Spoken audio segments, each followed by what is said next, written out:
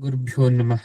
ವಿಘ್ನೇಶ್ವರ ವಾಗ್ದೇವಿ ಪರಮಾತ್ಮನ ಪಾದಕ್ಕೆ ನಮಸ್ಕಾರವನ್ನ ಮಾಡ್ತಾ, ಗುರು ಹಿರಿಯರನ್ನ ಆರಾಧ್ಯ ದೇವರನ್ನ ಮನಸ್ಸಲ್ಲಿ ಸ್ಮರಣೆಯನ್ನ ಮಾಡ್ತಾ ಇವತ್ತಿನ ತರಗತಿಯನ್ನ ಪ್ರಾರಂಭ ಮಾಡೋಣ. ಮೂರನೆಯ ದಿವಸದ ಯುದ್ಧದ ರೋಚಕ ಸನ್ನಿವೇಶವನ್ನ ನಾವು ನಿನ್ನೆಯ ತರಗತಿಯಲ್ಲಿ ತಿಳ್ಕೊಂಡಿದ್ವಿ. ಯುದ್ಧ 1, 2, 3 ದಿನಗಳು ಉರುಳ್ತಾ ಹೋಗುತ್ತೆ. ಪ್ರತಿಯೊಂದು ದಿವಸದಲ್ಲೂ ವಿಶೇಷವಾದಂತಹ ಸನ್ನಿವೇಶ ಘಟನೆಗಳು ನಡೀತಾ ಇದೆ. ಹಾಗಾದ್ರೆ 4ನೇ ದಿನದ ಯುದ್ಧ, 4ನೇ ದಿವಸದ ಯುದ್ಧದಲ್ಲಿ ಏನಾಗ್ತಾ ಇದೆ? ಯಥಾ ಪ್ರಕಾರ ಭೇರಿ ಶಂಖಾದಿಗಳು ಮೊಳಗ್ತಾ ಇದೆ. ತುಮುಲ ಯುದ್ಧ ಆರಂಭ ಆಯಿತು. ಕೃಷ್ಣ ಅರ್ಜುನನಿಗೆ ಚುಚ್ಚು ಮಾತಿಂದ ಹೇಳ್ತಾ ಇದ್ದಾನೆ, ನಿನ್ನೆಯ ಪ್ರತಿಜ್ಞೆನ ನೆನಪು ಮಾಡ್ಕೊ ನೀನು ಅರ್ಜುನ.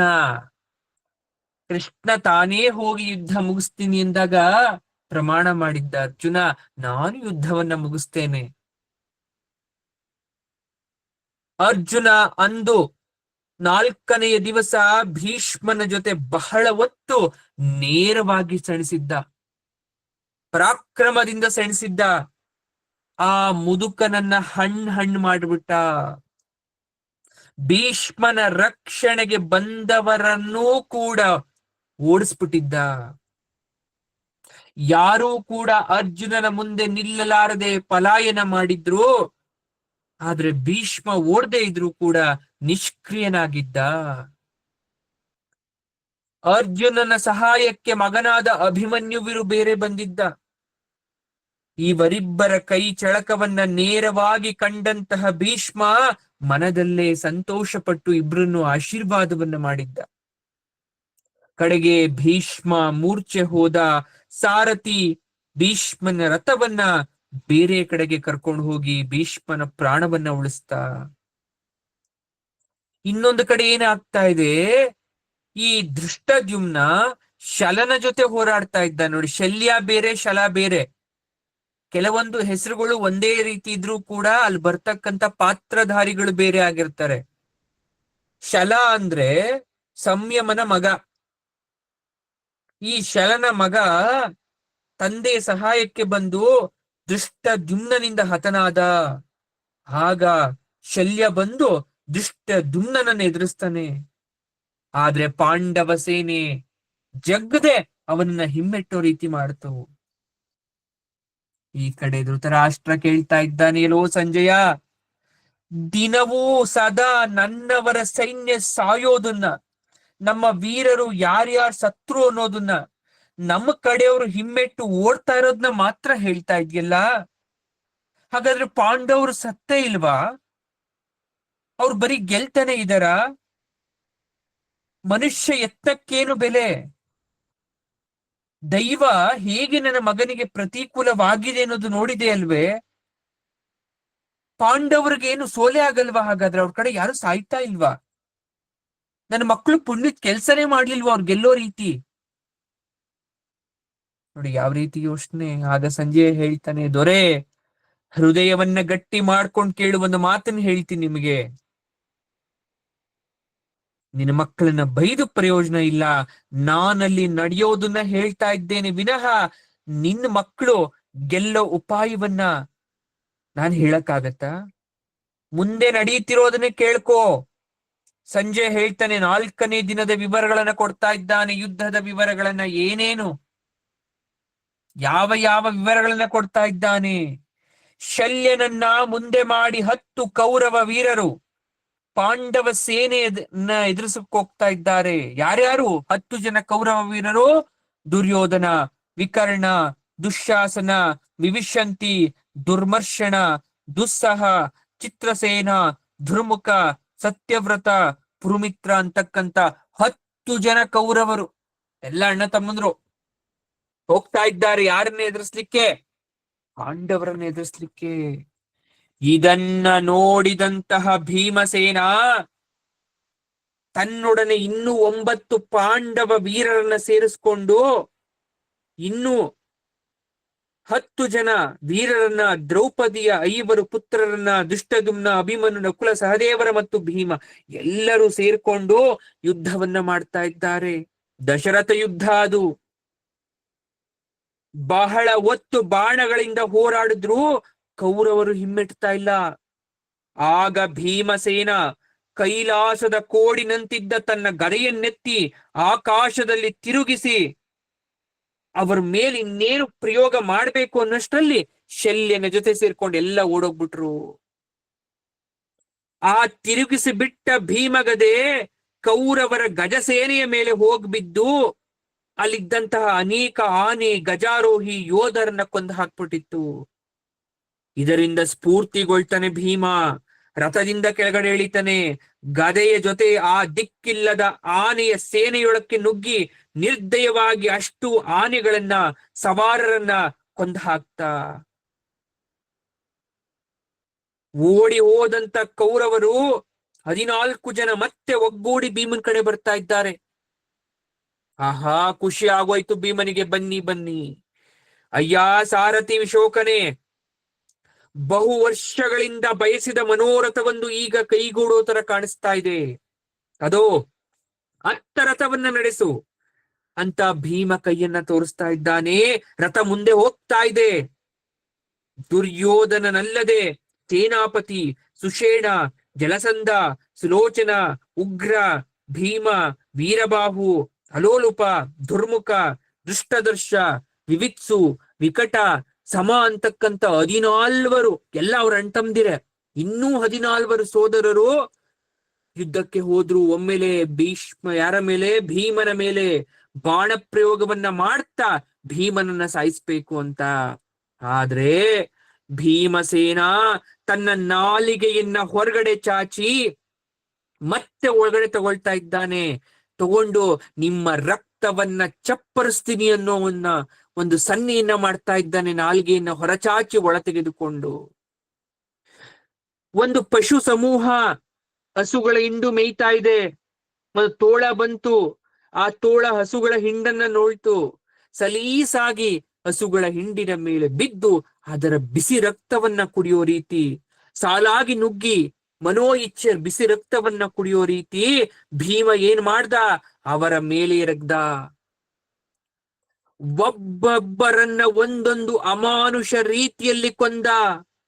ಪ್ರತಿಜ್ಞೆ ಮಾಡಿದಂತಹ ಒಂದಂಶವನ್ನ ತೀರಿಸ್ಕೊಂಡ. ಒಬ್ಬನನ್ನ ಕತ್ತಿಯಿಂದ ಕಲೆ ತೆಗೆದ. ಒಬ್ಬನನ್ನ ಬಾಣಗಳಿಂದ ಎದೆ ಸೀಳ್ದ. ಇನ್ನೊಬ್ಬನನ್ನ ತಲೆಯ ಕಬ್ಬಿಣದ ತೊಪ್ಪಿಗೆಯೊಡನೆ ಬಾಣದಿಂದ ಶಿರ ತೆಗೆದುಕೊಂಡ. ಮತ್ತೊಬ್ಬನನ್ನ ಭಲ್ಲೆಯಿಂದ ಇರಿದ. ಮತ್ತೊಬ್ಬನನ್ನ ಸಾರಥಿ ಸಮೇತ ರಥವನ್ನೇ ಎತ್ತಿ ಮೇಲಕ್ಕೆ ಎಸ್ತುಬಿಟ್ಟ ಆಕಾಶಕ್ಕೆ.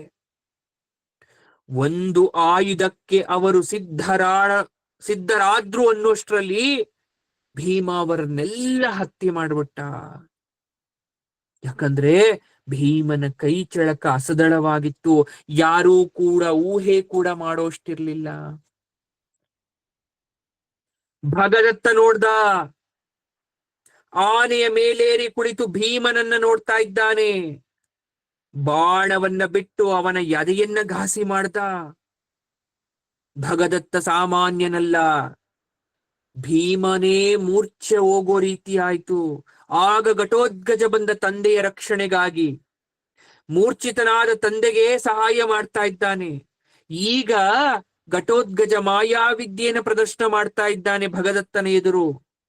ನಾನಾ ರೂಪಗಳನ್ನ, ಘೋರ ಭಯಂಕರ ಆಕಾರಗಳನ್ನ ಧರಿಸ್ತಾ ಕೌರವರ ಸೈನ್ಯ ಹೆದರಿ ಓಡೋ ರೀತಿ ಮಾಡ್ತಾ ಇದ್ದಾನೆ. ವಿಕಾರವಾದ ಶಬ್ದಗಳಿಂದ ಆನೆ ಸೇನೆಯನ್ನ ಬಿಟ್ಟು ಓಡೋ ರೀತಿ ಮಾಡ್ತಾ ಇದ್ದಾನೆ. ಮಾಯಾಬಲದಿಂದ ದಿಗ್ಗಜಗಳನ್ನೇ ಈ ಬಡ ಆನೆಗಳೆದುರು ತಂದು ನಿಲ್ಲಿಸ್ತಾ ಇದ್ದಾನೆ. ಅವು ಎದುರಿದಾಗ ತನ್ನ ಆನೆಯನ್ನೇ ಭಗದತ್ತನ ಮೇಲೆ ಚೂ ಬಿಡ್ತಾ ಇದ್ದಾನೆ. ತಾನ್ ಸಾಕಿರೋ ಆನೆ ತನ್ನ ಮೇಲೆ ಬರ್ತಾ ಇದೆ, ಭಗದತ್ತನ ಮೇಲೆ. ಇದೆಲ್ಲ ಮಾಯಾವಿದ್ಯೆಯ ಪ್ರಯೋಗ. ಯಾರ್ದು? ಘಟೋದ್ಗಜನದ್ದು. ಭಗದತ್ತ ದಿಕ್ಕು ಕಾಣದೆ ಭ್ರಾಂತನಾಗ್ತಾ ಇದ್ದಾನೆ. ಆಗ ಸ್ವಯಂ ಭೀಷ್ಮನೇ ದ್ರೋಣನ ಜೊತೆ ಅವನ ರಕ್ಷಣೆಗೆ ಬರ್ತಾ ಇದ್ದಾನೆ. ಬಂದರೂ ಉಪಯೋಗ ಆಗ್ಲಿಲ್ಲ. ಘಟೋತ್ಕಚನ ಕೌಶಲ್ಯಕ್ಕೆ, ಗುರಿ ಸಾಧನೆಗೆ ಬೆರಗಾಗಿ ಅಂದಿನ ಯುದ್ಧ ಮುಗಿಯೋ ಸಮಯ ಬರ್ತಾ ಇದೆ. ಸೂರ್ಯ ಇನ್ನೇನು ಅಸ್ತಮಾನ ಆದ. 4ನೆಯ ದಿನದ ಯುದ್ಧದ ಕೊನೆ. ಕೌರವ ರಾಜಕುಮಾರರು ಸತ್ತಿದ್ದಾರೆ. ಸೇನೆ ಚಿಂತಾವರಣದಲ್ಲಿ ಮುಳುಗಿದೆ. ಭೀಷ್ಮ ಯೋಚನೆ ಮಗ್ನಲ್ಲಿ ಮುಳುಗಿದ್ದಾನೆ. ಹೇಗೆ ಹೋಗಿ ದುರ್ಯೋಧನನಿಗೆ ಮುಖವನ್ನ ತೋರಿಸ್ಬೇಕು, ಇನ್ನು ಯಾವ ಚುಚ್ಚು ಮಾತನ್ನ ಆಡ್ತನೋ ಅನ್ನುವ ಭಯದಿಂದ ಭೀಷ್ಮ ತಲೆ ತಗ್ಗಿಸಿ ನಿಂತಿದ್ದಾನೆ. 4ನೇ ದಿನದ ಯುದ್ಧದಲ್ಲಿ ಕೌರವರ ಮರಣ, ವೀರಕುಮಾರರ ಮರಣ. ದಿನ ದಿನ ಮಕ್ಕಳು ಸಾಯ್ತಾ ಇದ್ದಾರೆ ಎನ್ನೋ ಮರಣ ವಾರ್ತೆಯನ್ನ ಕೇಳ್ತಾ ಧೃತರಾಷ್ಟ್ರನ ಸಂಕಟ ಹೆಚ್ಚಾಗ್ತಾ ಇದೆ. ಅರಮನೆಯಲ್ಲಿ ಕೂತ್ಕೊಂಡು ಸಂಜೆ ಹೇಳ್ತಕ್ಕಂತ ಆ ದಾರುಣವಾದ ಪುತ್ರ ಶೋಕವನ್ನ ತಡೆಯಕ್ಕಾಗ್ತಾ ಇಲ್ಲ. ಭೀಷ್ಮ ಏನ್ ಮಾಡ್ತಾ ಇದ್ದಾನೆ? ಸಂಜಯ, ದ್ರೋಣ ಎಲ್ಲಿ ಹೋದ? ದುರ್ಯೋಧನ ಯಾಕೆ ತನ್ನ ತಮ್ಮಂದಿರನ್ನ ರಕ್ಷಿಸ್ಲಿಲ್ಲ?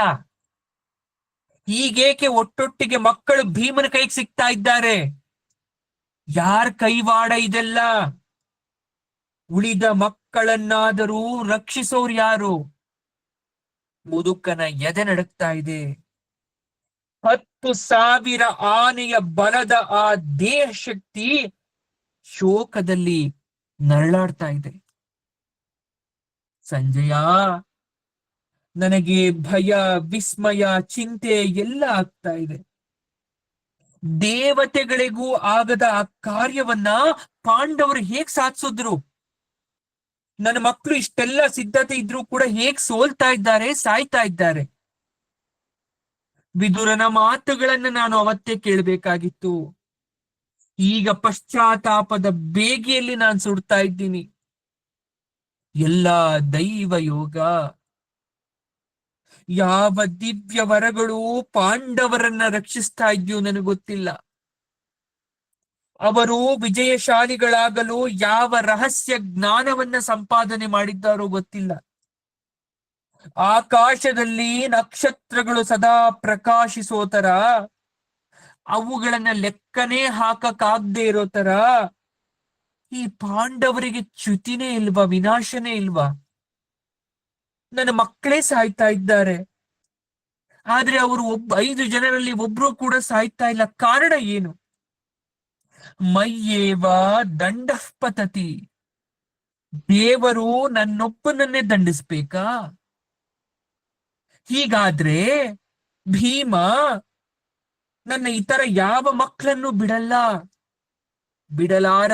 ಅಯ್ಯೋ, ಈ ಹುಡುಗರನ್ನ ರಕ್ಷಿಸೋರು ಯಾರು ಇಲ್ವಾ? ಮುಂದೆ ನಡೆಯೋದೇನ್ ಹಾಗಾದ್ರೆ? ನನ್ನವರು ಇದಕ್ಕೆಲ್ಲ ಏನ್ ಪ್ರತೀಕಾರ ತೀರ್ಸ್ಕೊಳ್ತಾರೆ? ಎಲ್ಲವನ್ನು ವಿವರವಾಗಿ ಹೇಳು ಎಂದು ರಾಜ ಸಂಜಯನನ್ನ ಕೇಳ್ತಾ ಇದ್ದಾನೆ. ದೊರೆ, ಪಾಂಡವರು ಯಾವ ಮಂತ್ರ ಮಾಯೆಯನ್ನ ಮಾಡಿದವರಲ್ಲ ಯಾವತ್ತು. ಯಾವ ಬೆದರು ಗೊಂಬೆಗಳನ್ನ ಅವರು ಯುದ್ಧ ಭೂಮಿಗೆ ತಂದವರಲ್ಲ. ಸ್ವಾಭಾವಿಕವಾದ ಶಕ್ತಿಯುಳ್ಳವರು. ಅಸ್ತ್ರ ಶಸ್ತ್ರವಿದ್ದರೂ ಅವರು ಧರ್ಮದಿಂದ ಯುದ್ಧ ಮಾಡ್ತಾ ಇದ್ದಾರೆ.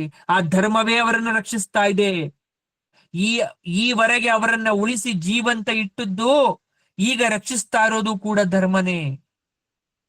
ಯುದ್ಧಕ್ಕೆ ಮೊದಲು ನ್ಯಾಯಯುಕ್ತವಾದ ಯಶಸ್ಸಿಗಾಗಿ ದೇವರನ್ನ ಪ್ರಾರ್ಥಿಸ್ತಾ ಇದ್ದಾರೆ. ಆದ್ರೆ ನಿಮ್ಮಕ್ಕಳು ಇಲ್ಲ. ಧರ್ಮವಿದ್ದಲ್ಲಿ ಯಶಸ್ಸಿರೋದು, ಅದ್ರಲ್ಲಿ ಆಶ್ಚರ್ಯ ಏನು? ಹಾಗಾಗಿ ಅವ್ರು ಇನ್ನೂ ಬದುಕಿದ್ದಾರೆ. ನಿನ್ನ ಮಕ್ಕಳು ಹಾಗಲ್ವಲ್ಲ, ದುರಾತ್ಮರು, ಪಾಪಿಗಳು, ನಿಷ್ಠೂರರು, ಯಾವ ಹೀನ ಕೃತ್ಯಕ್ಕೂ ಹೇಸದ ಮರ್ಯಾದರಹಿತರು. ಪಾಂಡವರಿಗೆ ಅವರೆಸಗಿದ ದ್ರೋಹ ಮೋಸಗಳು 1 2? ಯಾಕೆ ನಿಮಗ್ ಗೊತ್ತಿಲ್ವಾ? ನೀವು ಪ್ರೋತ್ಸಾಹ ಕೊಟ್ರಿ. ಆ ಎಲ್ಲಾ ಪಾಪಗಳ ಕ್ರೂರ ಫಲ ಇನ್ನು ಮುಂದೆ ಬರ್ತಾ ಹೋಗುತ್ತೆ ನಿಮಗೆ. ಅವರಷ್ಟೇ ಅಲ್ಲ, ನೀವು ಕೂಡ ಅನುಭವಿಸ್ಬೇಕು ಸಿದ್ಧರಾಗಿ. ಆಗ ಬೇಡವೆಂದು ಯಾರು ತಡೆದ್ರೂ ಕೇಳಲಿಲ್ಲ.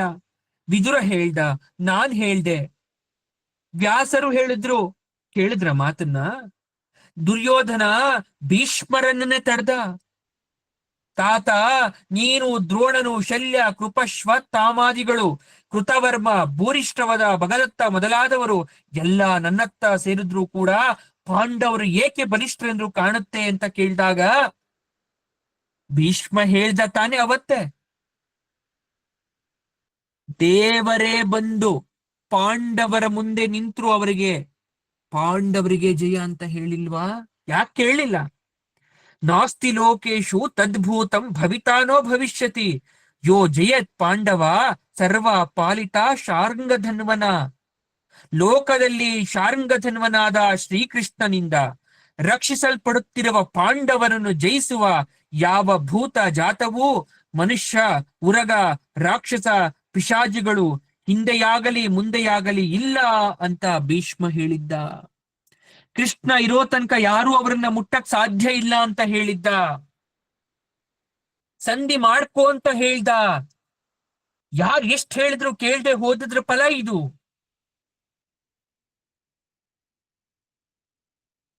ನರನಾರಾಯಣ ಅವತಾರ ರಹಸ್ಯ ಹೇಳಬೇಕಾ? ಬಂಗಾರಕ್ಕೆ ತಗೊಂಡ್ ನೀವು ಬೆಂಕಿಗೆ ಹಾಕಿದ್ರು ಕೂಡ ಅದು ಹೊಳೆಯುತ್ತೆ. ಹೇಮ್ನ ಖೇದೋನ ದಾಹೇನ ಚೋಷಣೆ ಕಷಣೇನ ಏತದೇವ ಮಹದ್ ದುಃಖಂ ಯದ್ಗುಂಜಾ ಸಮಲೋತನಂ. ಸರ್ವೇಶ್ವರನಾದ ಕೃಷ್ಣನಿಗೆ ಅವನನ್ನು ಯಕಶ್ಚಿತ್ ಸಾಮಾನ್ಯ ಮನುಷ್ಯನ ರೀತಿಯಾದ್ರೂ ನಡೆಸ್ಕೊಳ್ಳಿಲ್ಲ, ನೀವು ಕ್ರೂರವಾಗಿ ನಡೆಸ್ಕೊಂಡ್ರಿ. ಭಗವಂತನೇ ನಿಮ್ಮ ಹತ್ರ ಬಂದ್ರು ಅವನನ್ನು ಉಪಯೋಗಿಸ್ಕೊಳ್ಳಿಲ್ಲ. ಎಂತ ನೀವು ಭಾಗ್ಯಹೀನರು ನೀವು. ಸಂಜಯ ಬಹಳ ಕಾರವಾಗಿ ಮಾತಾಡ್ದ. ಮತ್ತೆ 5ನೆಯ ದಿವಸ, 18 ದಿನಗಳಲ್ಲಿ 5ನೆಯ ದಿನ ಕೌರವ ಸೇನೆ ಮಕರ ವ್ಯೂಹವನ್ನ ರಚಿಸಿದೆ. ಮಕರ ವ್ಯೂಹ ಅಂದ್ರೆ ಮೊಸಳೆಯ ಆಕಾರದ ವ್ಯೂಹವನ್ನ ರಚಿಸಿದ್ದಾರೆ. ಪಾಂಡವರ ಸೇನೆ ಸೈನ್ಯ ವ್ಯೂಹವನ್ನು ರಚಿಸಿಕೊಂಡಿದೆ.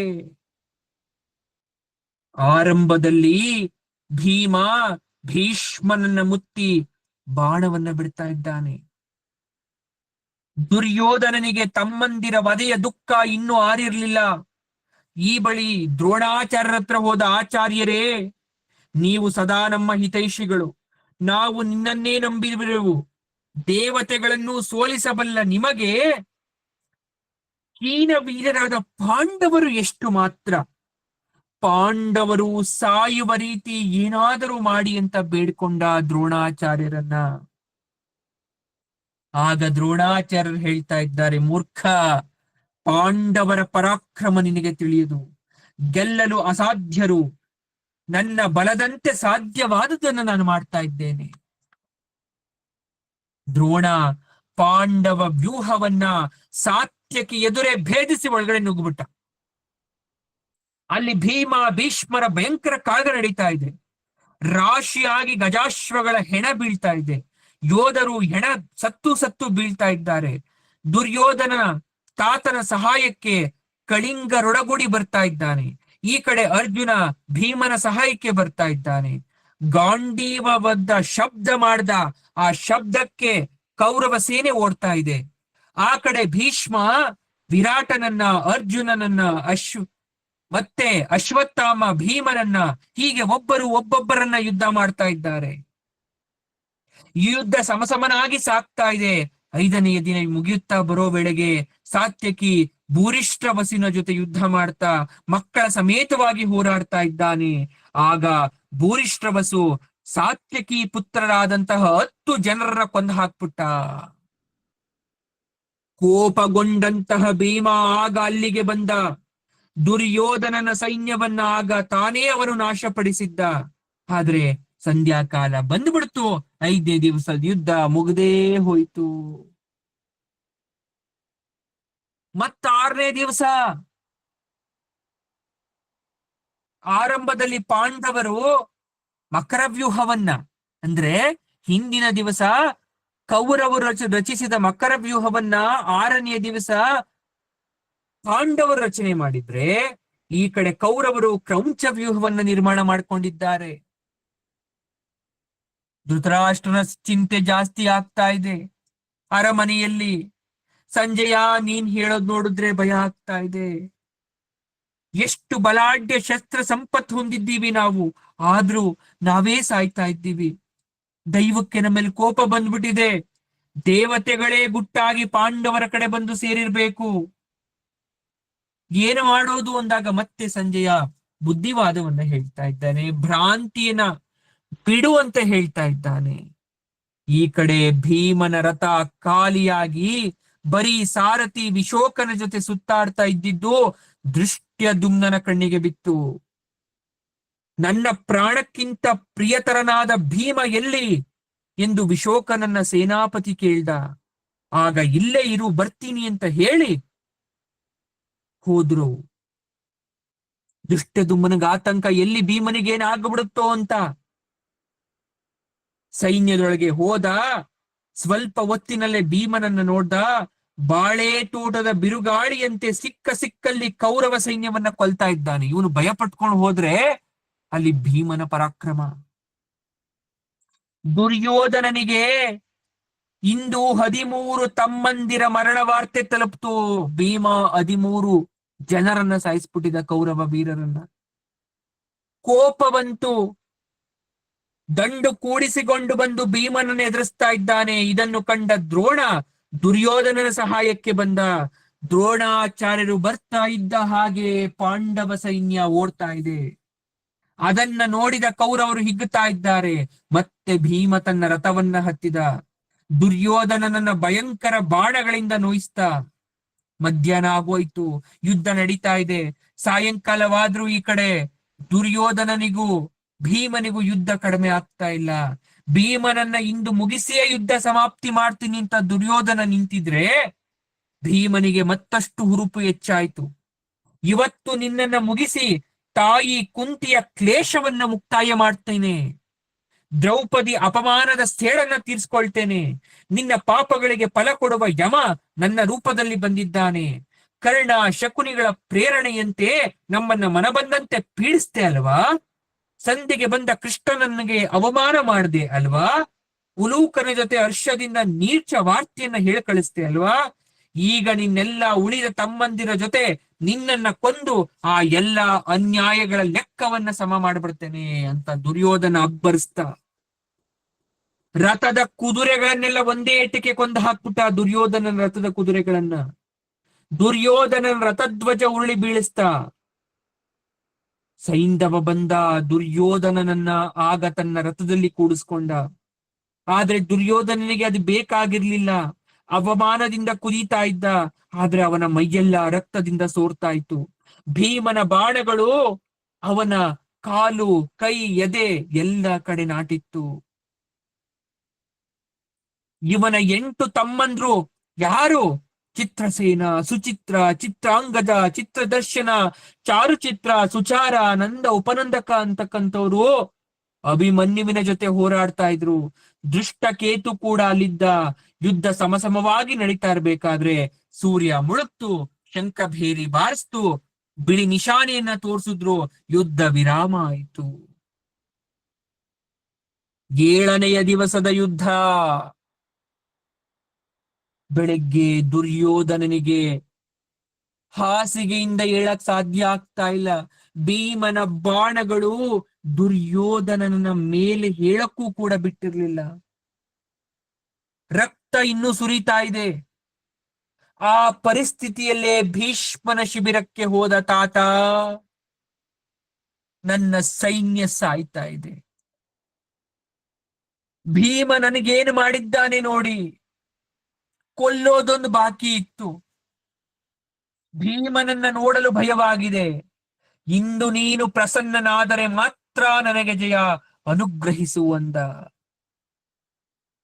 ಆಗ ಭೀಷ್ಮರ್ ಹೇಳ್ತಾ ಇದ್ದಾರೆ, ವತ್ಸ, ನನ್ನ ಶಕ್ತಿಯನ್ನೆಲ್ಲ ಬಿಟ್ಟು ಯುದ್ಧ ಮಾಡ್ತಾ ಇದ್ದೀನಿ. ನಿನಗೆ ವಿಜಯ ತಂದು ಕೊಡಬೇಕು ಅನ್ನೋದು ನನಗೂ ಕೂಡ ಇಷ್ಟ. ನಾನೇನು ಮೈಗಳ್ಳನಾಗಿ ಮೈ ಚುಚ್ಚಿಕೊಂಡು ನಡೀತಾ ಇಲ್ಲ. ಪಾಂಡವರ ಜೊತೆ ರೌದ್ರಾವೇಶದಿಂದ ಹೋರಾಡ್ತಾ ಇದ್ದೇನೆ. ಆದ್ರೆ ಅವರು ಶೂರರು, ಕೃತಾಸ್ತ್ರರು ಅಜೇಯರಾಗಿದ್ದಾರೆ. ಆಯಾಸ ತಡೆದು ಯುದ್ಧ ಮಾಡ್ತಾ ಇದ್ದಾರೆ. ನಿನಗಾಗಿ ಸಾಯಲು ನಾನು ತಯಾರಾಗಿದ್ದೇನೆ, ಇಂದು ಅವರನ್ನೇ ನೇರವಾಗಿ ಎದುರಿಸ್ತೇನೆ ಎಂದುಬಿಟ್ಟ ಭೀಷ್ಮ.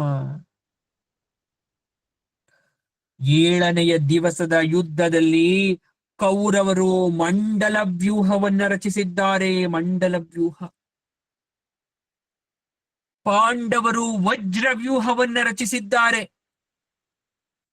ಏರಿಗಳ ಮೊಳಗೆ ಆರಂಭ ಆಯಿತು. ಅಂದು ಅರ್ಜುನನ ಪರಾಕ್ರಮ ಸಾಧ್ಯವಾಗಿತ್ತು. ಮೊದಲು ತ್ರಿಗರ್ತ ದೊರೆ ಸುಶರ್ಮ ಸೋತೋಡೋದ. ದಿಕ್ಕಿಲ್ಲದ ಅವನ ಸೇನೆಯನ್ನ ಪಾರ್ಥ ನಿರ್ದಯವಾಗಿ ಕೊಲ್ತಾ ಇದ್ದ. ಆಗ ಭೀಷ್ಮ ಬಂದ ನೇರವಾಗಿ ಅರ್ಜುನನಿಗೆ. ಇತ್ತ ವಿರಾಟ ಸೋದರರಿಂದ ಕೂಡಿ ದ್ರೋಣಾಚಾರ್ಯರ ಮೇಲೆ ಯುದ್ಧ ಮಾಡ್ತಾ ಇದ್ದಾನೆ. ವಿರಾಟನ ಮಕ್ಕಳಲ್ಲಿ ಶಂಕ ಮಾತ್ರ ಉಳಿದಿದ್ದ. ಅವನು ಯುದ್ಧ ಮಾಡ್ತಾ ಇದ್ದ. ವಿರಾಟನ ಧನುಸ್ಸನ್ನ ದ್ರೋಣ ಕತ್ತರಿಸಾಕ್ತ. ವಿರಾಟನ ಬೇರೆ ಬಿಲ್ಲು ಹಿಡಿದು ದ್ರೋಣನನ್ನ ಘಾಸಿ ಮಾಡ್ದ. ಅವನ ಸಾರಥಿ ಕುದುರೆಗಳನ್ನ ಕೊಂದು ಹಾಕಿ ಧ್ವಜ ಹರಿದಾಕ್ತ. ರಥವನ್ನ ಪುಡಿ ಪುಡಿ ಮಾಡ್ದ. ವಿರಾಟನು ಅವನ ಪುತ್ರನು ದ್ರೋಣನನ್ನ ಬಗೆ ಬಗೆಯಾಗಿ ಹಿಂಸೆ ಮಾಡ್ತಾ ಇದ್ದಾರೆ. ಈ ಕಡೆ ಕ್ರೋಧನಾದ ದ್ರೋಣ ಮತ್ತೊಂದು ರಥದಲ್ಲಿ ಕುಳಿತು ಶಂಕವನ್ನ ಕೊಂದಾಕ್ಬಿಟ್ಟ. ಅಲ್ಲಿಗೆ ವಿರಾಟನ ವಂಶ ನಿರ್ನಾಮ ಆಗೋಯ್ತು. ಅವನ ಜೊತೆ ಕರೆದುಕೊಂಡು ಬಂದಂತಹ ಮಕ್ಕಳಲ್ಲಿ ಒಬ್ರು ಉಳಿಲಿಲ್ಲ. ಶಿಖಂಡಿ ಅಶ್ವತ್ಥಾಮನ ಜೊತೆ ಹೋರಾಡ್ತಾ ಇದ್ದಾನೆ. ಶಿಖಂಡಿಯ ಬಾಣ ಅಶ್ವತ್ಥಾಮನ ಹಣೆಗೆ ತಾಗಿ ಅಶ್ವತ್ಥಾಮ ಕೆಳಗಡೆ ಬಿದ್ದುಬಿಟ್ಟ. ಮೇಲಕ್ಕೆದ್ದವನೇ ಚೇತರಿಸಿಕೊಂಡು ಶಿಖಂಡಿ ಮೇಲೆ ಬಾಣಗಳ ಮಳೆಗೆರಿತಾ ಇದ್ದಾನೆ. ಅಷ್ಟರಲ್ಲಿ ಅಲ್ಲಿ ಬಂದ ಅರ್ಜುನ ಅವನನ್ನ ರಕ್ಷಿಸ್ತಾ ಇದ್ರೆ ದುಷ್ಟ ದುಮ್ನನಿಗೂ ದುರ್ಯೋಧನಿಗೂ ಕಾಳಗ ನಡೀತಾ ಇದೆ. ಮಧ್ಯಾಹ್ನ ಆಗ್ತಾ ಇದೆ. ಅರ್ಜುನನ ಮಗನಾಗಿರ್ತಕ್ಕಂಥ ಇರಾವಂತ ವಿಂದಾನುವಿಂದರೊಡನೆ ಹೋರಾಡ್ತಾ ಇದ್ದಾನೆ. ಘಟೋದ್ಗಜ ಭಗದತ್ತನ ಜೊತೆ ಹೋರಾಡ್ತಾ ಇದ್ದಾನೆ. ಈ ಕಡೆ ಭಗದತ್ತನೂ ಮಾಯಾಯುದ್ಧ, ಘಟೋದ್ಗಜನೂ ಮಾಯಾಯುದ್ಧ ಶುರು ಮಾಡ್ಬಿಟ್ರು. ಇವತ್ತು ದೇವತೆಗಳಿಗೂ ಕೂಡ ಯಾರು ಯಾರ ಜೊತೆ ಯುದ್ಧ ಮಾಡ್ತಾ ಇದ್ದಾರೆ ಅಂತ ಊಹೆ ಕೂಡ ಮಾಡ್ಕೊಳಕ್ ಆಗ್ತಾ ಇಲ್ಲ. ಅದನ್ನ ಕಲ್ಪಿಸ್ಕೊಳಕ್ ಆಗ್ತಾ ಇಲ್ಲ. ಒಂದು ಕ್ಷಣದಲ್ಲಿ ಭೀಷ್ಮ ಅರ್ಜುನ ಇದ್ರೆ, ಮತ್ತೊಂದು ಕ್ಷಣದಲ್ಲಿ ಅರ್ಜುನ ಅಶ್ವತ್ಥಾಮ. ಹೀಗೆ ಯಾವ ವೀರರು ಯಾರ ಜೊತೆ ಹೋರಾಡ್ತಾ ಇದ್ದಾರೆ ಅನ್ನೋ ಊಹೆ ಕಲ್ಪನೆ ಕೂಡ ಅಲ್ಲಿರ್ಲಿಲ್ಲ. ಈ ಕಡೆ ಘಟೋತ್ಕಚನ ಕೈ ತಗ್ತಾ ಇದೆ, ಭಗದತ್ತನ ಕೈ ಮೇಲಾಗ್ತಾ ಇದೆ. ಭಗದತ್ತನ ಆನೆ ಸುಪ್ರತೀಕ ಪಾಂಡವ ಸೇನೆಯನ್ನ ಧ್ವಂಸ ಮಾಡ್ತಾ ಇದೆ. ನಕುಲ ಸಹದೇವರು ಸ್ವಂತ ಸೋದರ ಮಾವನಾಗಿರ್ತಕ್ಕಂಥ ಶಲ್ಯನ ಜೊತೆ ಹೋರಾಡ್ತಾ ಇದ್ದಾರೆ. ಶಲ್ಯ ಅವತ್ತು ಸೋದರಳಿಯಂದಿರ ಉಪಟಳವನ್ನ ಸಹಿಸಕ್ಕಾಗದೆ ಮೂರ್ಛೆ ಹೋಗ್ಬಿಟ್ಟಿದ್ದ. ಸೂರ್ಯ ಮುಳುಗೇ ಬಿಟ್ಟ. 7ನೇ ದಿವಸದ ಯುದ್ಧ ಅಲ್ಲಿಗೆ ಸಮಾಪ್ತಿ. 8ನೆಯ ದಿವಸದ ಯುದ್ಧ. ಯುಧಿಷ್ಠಿರ ಶಿಖಂಡಿಯನ್ನ ಆ ಹಿಂದಿನ ದಿನದ ಯುದ್ಧದಲ್ಲಿ ಸೋತೋಗಿದ್ದಕ್ಕೆ ತರಾಟೆಗೆ ತಗೊಟ್ಕೊಂಡಿದ್ದ. ಏನಯ್ಯ ಶಿಖಂಡಿ, ಭೀಷ್ಮನನ್ನ ಸಾಯಿಸ್ತೀನಿ ಅಂತ ಎಷ್ಟು ಸಲ ಹೇಳ್ಕೊಂಡಿದ್ಯಾ? ನಿನ್ನ ಪ್ರತಿಜ್ಞೆ ಎಲ್ಲಿ ಹೋಯ್ತಾಗಾದ್ರೆ? ನಿನ್ನ ಜನ್ಮ ವ್ಯರ್ಥ ಆಗ್ಲಿಲ್ವಾ? ಎಂತ ಅವಕಾಶ ಕೈಬಿಟ್ಟೆ ನೀನು? ಮತ್ತೆ ಅಂತ ಅವಕಾಶ ಬರುತ್ತಾ? ನಿನ್ನ ಕುಲ ಮರ್ಯಾದೆಯನ್ನ, ನಿನ್ನ ಪ್ರತಿಜ್ಞೆಯನ್ನ, ಪ್ರತಿಷ್ಠೆಯನ್ನ ಎತ್ತಿ ಹಿಡಿದು ಕಾಪಾಡ್ಬೇಕಾಗಿತ್ತಲ್ವಾ? ಯಾಕೆ ನೀನು ಭೀಷ್ಮನ ಎದುರಿಗೆ ಬರ್ಲಿಲ್ಲ? ಆಯುಧ ರಹಿತನಾಗಿ ನಿಂತಿದ್ದ ಭೀಷ್ಮ ದೂರದಿಂದ ನೀನು ನೋಡ್ತಾ ಇದ್ದ. ಯಾಕೆ ಬರ್ಲಿಲ್ಲ ಅಂದಾಗ ಮುಂದೆ ಏನಾಗ್ತಾ ಇದೆ? 8ನೆಯ ದಿವಸದ ಯುದ್ಧ ಆರಂಭ ಆಗ್ಬೇಕಲ್ಲ. ತುಮಲ ಯುದ್ಧ ಆರಂಭ ಆಯಿತು. ಭೀಷ್ಮ ಇಂದು ಅಪೂರ್ವ ಪರಾಕ್ರಮ ತೋರಿಸ್ತಾ ಇದ್ದಾನೆ. ಆದರೆ ಒಂದು ಅನರ್ಥ ಅವನ ಕಣ್ಣೆದುರಿಗೆ ಬಂತು. ಏನದು ಅನರ್ಥ? ಸುನಾಭ, ಆದಿತ್ಯಕೇತು, ಬಹ್ವಾಶಿ, ಕುಂಡಧಾರ, ಮಹೋದರ, ಅಪರಾಜಿತ, ವಿಶಾಲಾಕ್ಷ, ಸುದುರ್ಜಯ, ಪಂಡಿತಕ ಅಂತಕ್ಕಂಥ ದುರ್ಯೋಧನನ 8 ತಮ್ಮಂದಿರು ವಿಚಿತ್ರ ಕವಚಗಳನ್ನ ಧರಿಸಿ ತೇರುಗಳನ್ನೇರಿ ಭೀಮನೆದುರಿಗೆ ಎದುರಿಸಕ್ ಬರ್ತಾ ಇದ್ದಾರೆ. ಆಗ ತಾನೇ ಭೀಷ್ಮನ ಜೊತೆ ಕಾದಿ ಅವನ ಸಾರಥಿಯನ್ನ ಕೊಂದು ಆ ರಥ ಓಡೋಗ್ಲಿಕ್ಕೆ ಭೀಮ ಸಿದ್ಧನಾಗಿದ್ದಾಗ ಈ 8 ಜನ ತಮ್ಮಂದ್ರು ಬಂದ್ರು. ಭೀಮ ಲೀಲಾಜಾಲವಾಗಿ 8 ಜನರನ್ನ ಕೊಂದು ಹಾಕ್ಬಿಟ್ಟ. ಸುನಾಭನನ್ನ ಬಾಣಗಳಿಂದ ಸಂಹಾರ ಮಾಡಿದ್ರೆ ಅಪರಾಜಿತನನ್ನ ತನ್ನ ಕೈಯಿಂದ ಸಾಯಿಸ್ತ. ಕುಂಡಾಧರನನ್ನ ಬಲ್ಲೆಯಿಂದ ಸೀಳ್ದ. ಪಂಡಿತಕನನ್ನ ಬಾಣದಿಂದ ಸೀಳ್ದ. ವಿಶಾಲಾಕ್ಷನ ತಲೆಯನ್ನ ತೆಗೆದ. ಮಹೋದರ ಮಹೇಶ್ವಾಸರನ್ನ ಎದೆಗೆ ಬಾಣವನ್ನ ಚುಚ್ಚಿದ. ಆದಿತ್ಯ ಕೇತುವನ್ನ 2 ಭಾಗವಾಗಿ ತುಂಡರಿಸ್ತ. ಬಹ್ವಾಶಿಗೆ ಒಂದು ಚೂಪು ಬಾಣ ಸಾಕಾಯ್ತು, ಉಳಿದೋರು ಓಡೋದ್ರು. ಅಂದು ಭೀಮ ಯಾರನ್ನು ಗದೆಯಿಂದ ಮುಗಿಸ್ಲೇ ಇಲ್ಲ ಅನ್ನೋದೇ ವಿಶೇಷವಾಗಿತ್ತು. ಕೇವಲ ಬಾಣ ಕತ್ತಿ ಕೈಯಿಂದ ಸಾಯಿಸ್ತ. ಇದನ್ನ ನೋಡಿದ ದುರ್ಯೋಧನ ಈ ದುರಾತ್ಮ ಭೀಮನನ್ನ ಕೊಲ್ಲಿರಿ ಎಂದು ತನ್ನ ಸೈನ್ಯಕ್ಕೆ ಅಪ್ಪಣೆ ಮಾಡ್ತಾನೆ. ಆದ್ರೆ ಸೈನ್ಯ ಎದ್ರಿ ಓಡ್ತಾ ಇದೆ. ಆಗ ದುರ್ಯೋಧನ ಭೀಷ್ಮರ ಬಳಿಗೆ ಬಂದ. ತನ್ನ ಗೋಳನ್ನು ಹೇಳ್ಕೊಳ್ತಾ ಇದ್ದಾನೆ, ಕಣ್ಣೀರ್ ಹಾಕ್ತಾ ಇದ್ದಾನೆ. ಆಗ ಭೀಷ್ಮ ಮತ್ತೆ ಹಳೆ ಮಾತು ಹೇಳ್ತಾ ಇದ್ದಾನೆ. ಯುದ್ಧ ಬೇಡ ಅಂತ ಹೇಳ್ದೆ ಕೇಳ್ದ, ಅನುಭವಿಸು. ಈ ಕಡೆ ಅರ್ಜುನನ ಪುತ್ರ ಇರಾವಂತ, ಯಾರು? ಉಲೂಪಿಯ ಮಗ, ಶಕುನಿಯ ಸೋದರರ ಜೊತೆ ಓಡಾಡ್ತಾ ಇದ್ದಾನೆ. ಅವನ ಅಶ್ವಪಡೆ ಬಲಾಢ್ಯ ಪೂರ್ವವಾಗಿದೆ. ಶಕುನಿಯ 6 ಸೋದರರು ಗಜ, ಗವಾಕ್ಷ, ವೃಷಭ, ಚರ್ಮವಾನ್, ಅರ್ಜುನ, ಶುಕ ಅನ್ನೋರು 6 ಜನ ಇದ್ರು. ಅವ್ರ ಜೊತೆ ಹೋರಾಡ್ತಾ ಇದ್ದಾನೆ. ಶಕುನಿ ಅವ್ರಿಗೆ ಹೇಳ್ದ, ಬೇಡ, ಬೇರೆ ಕಡೆ ಹೋಗಿ. ಇರಾವಂತನ ಪಡೆ ಬಲಿಷ್ಠವಾಗಿದೆ ಅಂತ ಹೇಳಿದ್ರು, ಕೇಳ್ದೆ ಹೋಗಿದ್ರು. ಇರಾವಂತನ ಮೇಲೆ ಅವರು ಕ್ರೂರ ಬಾಣಗಳನ್ನ ಮಾಡಿ ಘಾಸಿ ಮಾಡಿದ್ರು. ಕೈಯಲ್ಲಿ ಕತ್ತಿ ಹಿಡಿದು ರಥದಿಂದ ಧುಮುಕಿದ ಇರಾವಂತ ಅವ್ರ ಹತ್ರ ಬಂದು ಎಲ್ಲರನ್ನ ಕಡ್ದು ಹಾಕ್ಬಿಟ್ಟ, ಎಲ್ಲರ ತಲೆಯನ್ನ. ದುರ್ಯೋಧನ ನಿಸ್ಸಾಯಕನಾಗಿ ಇದನ್ನ ನೋಡ್ದ. ಋಷ್ಯ ಶೃಂಗನಿಂದ ಒಬ್ಬ ರಾಕ್ಷಸ ಸ್ತ್ರೀಯಲ್ಲಿ ಹುಟ್ಟಿದ ವೀರ ದುರ್ಯೋಧನನ ಕಡೆ ಸೇರಿದನಷ್ಟೇ. ಅವನೇ ಅಲಂಬೂಷ ಅನ್ನುವ ಮಾಯಾವಿ. ಯಾರು? ಋಷ್ಯ ಶೃಂಗನಿಂದ ರಾಕ್ಷಸ ಸ್ತ್ರೀಯಲ್ಲಿ ಹುಟ್ಟಿದ ವೀರ ಅಲಂಬೂಷ ಅನ್ನುವ ಮಾಯಾವಿ. ದುರ್ಯೋಧನ ಅಲಂಬೂಷನನ್ನ ನೆನೆದ. ಅಲಂಬೂಷ ಪ್ರತ್ಯಕ್ಷನಾಗು, ನೀನೇ ಗತಿ, ಇರಾವಂತನನ್ನ ಮುಗಿಸು ಎಂದು ಅಪ್ಪಣೆಯನ್ನ ಮಾಡ್ದ. ಅನೇಕ ಮಾಯಾ ಅಶ್ವಗಳನ್ನ ಇರಾವಂತನ ಮುಂದೆ ನಿರ್ಮಾಣ ಮಾಡ್ದ. 2,000 ಯುದ್ಧ ಭೂಮಿಯನ್ನ ಅವನ ಕಣ್ಣೆದುರಿಗೆ ಬರೋ ರೀತಿ ಮಾಡ್ದ. ಇರಾವಂತನ ಕುದುರೆಗಳನ್ನ ಧ್ವಂಸ ಮಾಡ್ದ. ಇರಾವಂತನಿಗೂ ಮಾಯಾವಿದ್ಯೆ ಬರ್ತಿತ್ತು ತಾಯಿಯಿಂದ. ಆದ್ರೆ ಅಂತರಿಕ್ಷಕ್ಕೆ ಹಾರಿ ಅವನ ಕಣ್ಣಿಗೆ ಬೀಳದೆ ಆರ್ತಾ ಇದ್ದ ರಾಕ್ಷಸ. ಆ ರಾಕ್ಷಸನ್ನ ಸಾಯಿಸೋ ಪ್ರಯತ್ನ ಮಾಡಿದ್ರು ಕೂಡ ಮತ್ತೆ ಮತ್ತೆ ಹುಟ್ಟಿ ಬರ್ತಾ ಇದ್ದಾನೆ. ಬೃಹದಾಕಾರವೊಂದನ್ನ ತಾಳ್ಬಿಟ್ಟ ಕಡೆಗೆ ಆ ರಾಕ್ಷಸ. ಇರಾವಂತ ಏನ್ ಮಾಡ್ಬೇಕೀಗ? ಸಹಸ್ರಾರು ಸರ್ಪಗಳನ್ನ ಮಾಯಾಬಲದಿಂದ ಸೃಷ್ಟಿಸಿ ಯುದ್ಧ ಭೂಮಿಯಲ್ಲಿ ಬಿಟ್ಬಿಟ್ಟ. ಯಾರು? ರಾಕ್ಷಸ. ಈ ಕಡೆ ಇರಾವಂತ ಆ ಸಕಲ ನಾಗಗಳನ್ನ ಸುತ್ತಾಕೊಂಡು ಅವನು ಹೇಗೆ ಕಾಣಿಸ್ತಾ ಇದ್ದಾನೆ ಅಂದ್ರೆ ಅವನೇ ಆದಿಶೇಷನ ರೀತಿ ಕಾಣಿಸ್ತಾ ಇದ್ದಾನೆ, ನಾಗರಾಜನ ರೀತಿ ಕಾಣಿಸ್ತಾ ಇದ್ದಾನೆ. ಅಲಂಬೂಷ ಈಗ ಗಾರುಡ ರೂಪವನ್ನ ಧರಿಸ್ತಾ.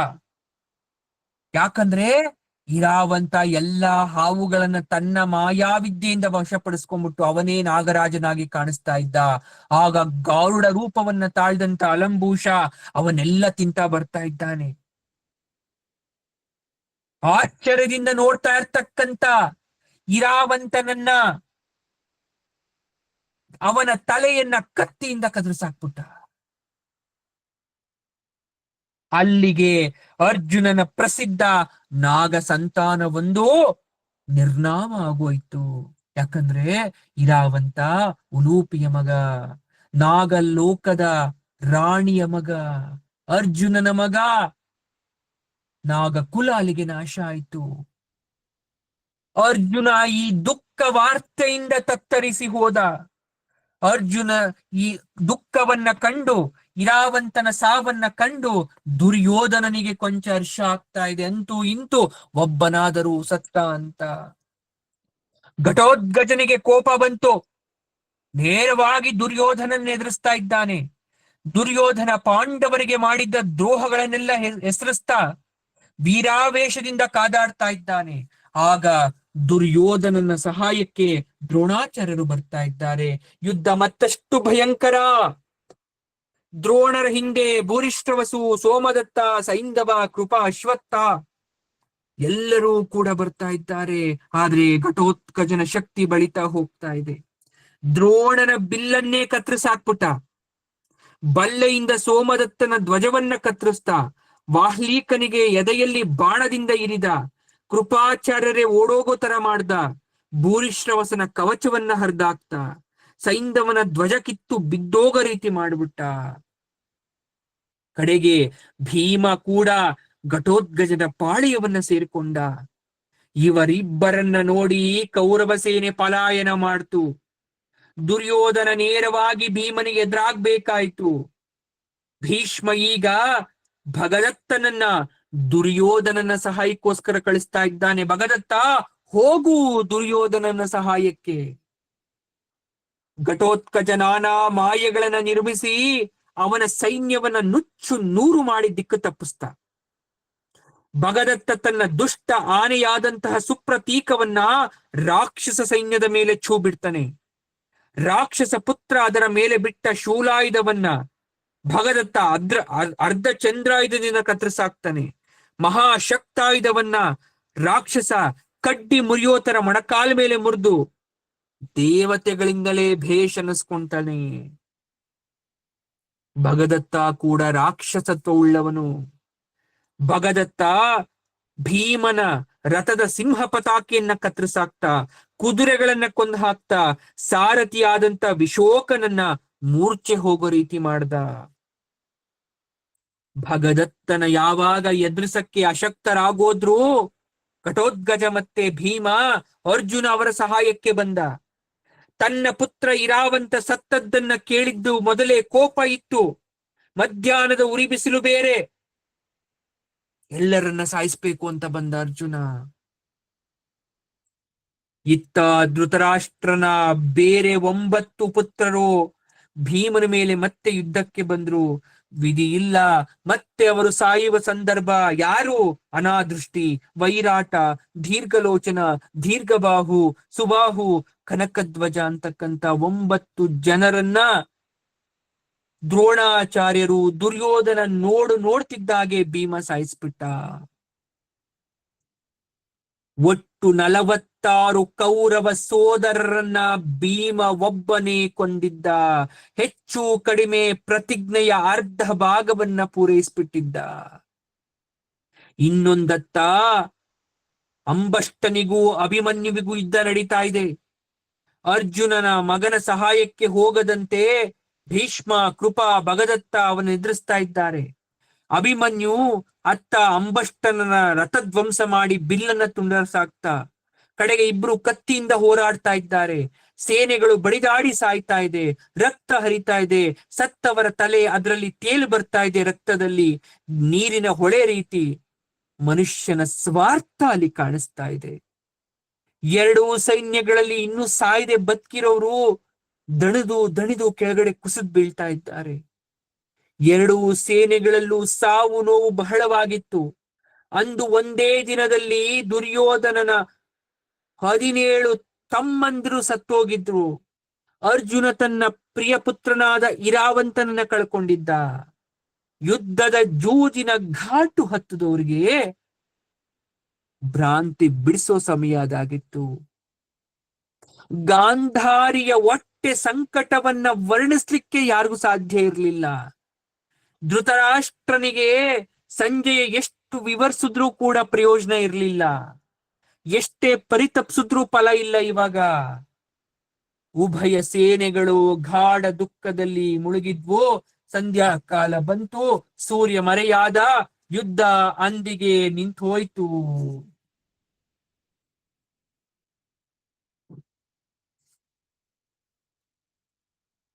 8 ದಿನದ ಯುದ್ಧ ಅಪಾರವಾದ ಸಾವು ನೋವುಗಳನ್ನ ಸೃಷ್ಟಿ ಮಾಡಿತ್ತು. ಇನ್ನು ಕೇವಲ 8 ದಿವಸ, 9, 10, 11, ಕಡೆಗೆ 18 ದಿನಗಳ ಯುದ್ಧ ಇನ್ನೆಷ್ಟು ಘೋರ, ಇನ್ನೆಷ್ಟು ವೀರರನ್ನ ಇನ್ನು ಯಾವ ರೀತಿ ಬಲಿ ಕೊಡ್ಬೋದು ಊಹೆ ಮಾಡ್ತಿದ್ದೀರಾ? ಇನ್ನೆಂತಹ ದುಃಖದ ಸಂದರ್ಭವನ್ನ ತಂದು ನಿಲ್ಲಿಸ್ಬೋದು ನಮ್ಮ ಮುಂದೆ. ಆ ಹಸ್ತಿನಾವತಿಯ ರಾಜ್ಯಕ್ಕಾಗಿ ತಮ್ಮ ಪ್ರಾಣವನ್ನೇ ಒತ್ತೆಯಾಗಿಟ್ಟಂತವರು ಎಲ್ಲರೂ ಇನ್ನು ಮುಂದೆ ಸಾಯ್ತಾ ಬರ್ತಾರೆ. ಪಾಂಡವರನ್ನ ಹೊರತುಪಡಿಸಿ, ಕೌರವರ ಪಾಳ್ಯದಲ್ಲಿ ಕೆಲವರನ್ನ ಹೊರತುಪಡಿಸಿ ಮತ್ತಾರು ಅಲ್ಲಿ ಇರೋದಿಲ್ಲ. 18ನೇ ದಿನದ ಯುದ್ಧ ಮುಗಿಯುವ ವೇಳೆಗೆ ಮತ್ತಷ್ಟು ರೋಚಕ. ಭೀಷ್ಮನ ಸಾವೇ ರೋಚಕ, ದ್ರೋಣರ ಸಾವು ರೋಚಕ, ಅಭಿಮನ್ಯುವಿನ ವೀರಾವೇಶ ರೋಚಕ. ಎಲ್ಲ ರೋಚಕ ಘಟನೆಗಳನ್ನ ತಿಳ್ಕೊಳ್ತಾ ಹೋಗೋಣ ಮುಂದೆ. ಜಗದೇಕ ಪರಮಾತ್ಮನಾಗಿರ್ತಕ್ಕಂಥ ಇವರನ್ನೆಲ್ಲ ಗೊಂಬೆಯಂತೆ ಆಡಿಸ್ತಾ ನಮಗೆಲ್ಲ ಲೋಕದ ಅರಿವನ್ನ, ಜ್ಞಾನವನ್ನ ಕೊಡ್ತಕ್ಕಂಥ ಆ ಪರಮಾತ್ಮನಿಗೆ ಹೇಳೋಣ, ಸರ್ವಂ ಶ್ರೀ ಕೃಷ್ಣಾರ್ಪಣಮಸ್ತು. ಧನ್ಯವಾದ.